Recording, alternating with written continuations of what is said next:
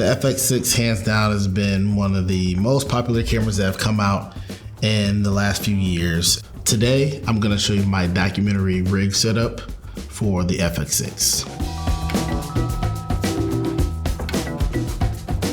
This is the body. The only thing I have on here, which I'm not gonna take off because sticky stuff doesn't stick well when you do it a second time, is the Velcro. I use Velcro throughout my whole rig setup so that audio people can attach their stuff a lot easier. So for my setup, I start with the plate from Shape. And again, since I've set this up a couple times, I know where I want the balancing points, which is very important for these cameras. I didn't know I had an unbalanced camera until working with a certain AC. She's like, hey, your camera is just really lopsided. And you'll find that when your camera's not balanced, it makes you work harder and your shots aren't as good. One of the important things for me when setting up for a documentary shoot is I need to be able to throw it on my shoulder, I need to be able to use it on the Easy Rig, and I need to be able to use it on a tripod. This uses a VCT plate, which are not my favorite because depending on the VCT plate you have, they don't fit well all the time. But this allows me to get it on the tripod. I already got a pad for my shoulder, and then later I'll show you where I mount for the Easy Rig. One of the drawbacks of the FX6 is obviously not being able to put a different handle on and still get XLR audio into your camera. If you just tighten them with your hand, they get loose over the day. I make sure to just tighten them down just a little bit more. Now that's not going anywhere, that's pretty tight. Then after that, I will put my handles on, again from Shape. I like using Shape handles. I think they have the best handles out there. One of the main reasons is because of the button technology that they have. I feel like it might have been patented, but I'm not sure. When I'm on a documentary shoot, I need to be able to move my handles quickly. And so being able to loosen it and then tighten it down, that just takes too much time for me. And I'm all about like, how can I get things done faster? So I almost exclusively use Shape handles. And then I put this one on the other side, not only for balance, but the way I film, it's great to have this one on this side as well.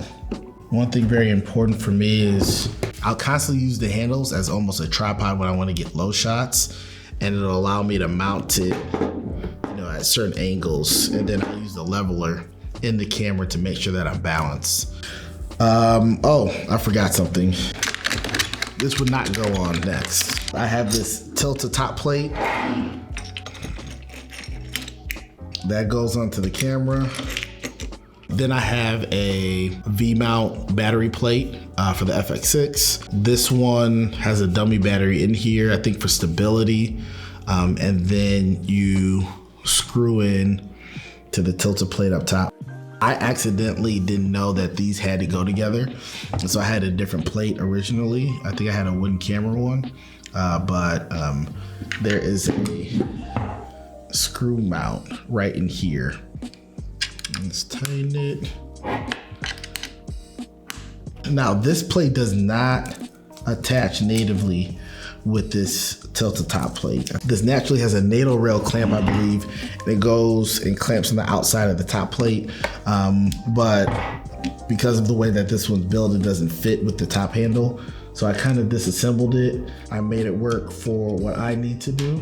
I mount this on the side of the camera. Now it's a little annoying because it does cover some of my ports, but it gives the sound person somewhere to mount all the stuff that they need, and it gives me some protection on the cable so I can hide them below. And so that's why I almost always have this. So I like having this on the side. It gives the audio person somewhere to mount. Got a cold shoe on there, got some Velcro on there, and then we have other 3/8 and 1/4 inch attachment holes right here. It gives the camera some protection around all the cables. It slightly makes it a little, heavy on the right side, but we're gonna make up for that with the monitor. For this monitor setup, I use a stock monitor, but I do use the Zacuto Finder, Z Finder, I think. I can flip it up if needed. Obviously, we're going to put on power, so I use these Neo Hypercore batteries. They're older V-mounts, but they're 98 watt hour. I can fly on any plane with them. I have 8 of them. I use it for my FX9, I use it for my batteries, I use it for my monitors. And the thing I like about these the most is they're consistent at how they draw power. So it doesn't jump all over the place. If it says it's got 10%, it's got 10% left. But it does a really good job, and I'm very happy to have these.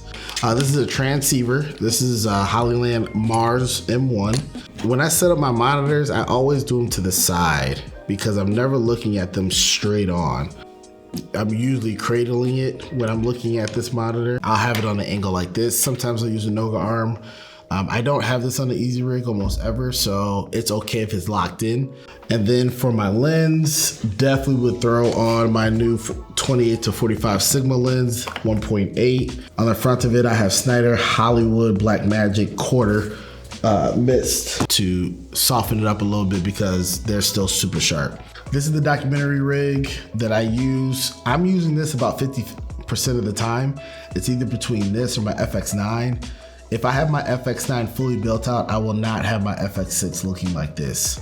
If it's the B cam, I would remove almost everything and just have the handle and the stock monitor and a lens and a battery.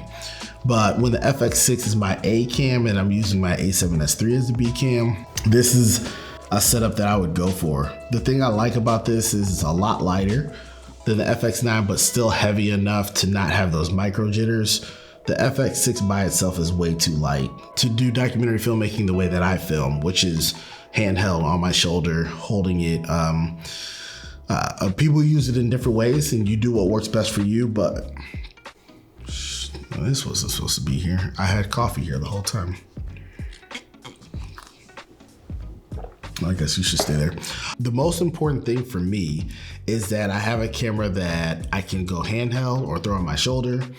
I can use the Easy Rig, even though for the FX6 I don't use the Easy Rig, and then I can throw it on a tripod. I need to have that shoulder mount or shoulder pad under there to be able to do what I need to do when I'm filming a project. Some people are just on the tripod all the time. Some people hold the camera out in front of them all the time, and so their setup is different, but I wanted to share my setup and the things that I use so that for those people who do need to throw it on their shoulder in a traditional way, they see how somebody else did it. This is my documentary rig with the FX6. I hope you learned something, and please leave a comment below if you have any suggestions or you just have any thoughts that you want to share. For those who haven't, please subscribe, and I look forward to seeing you on the next video.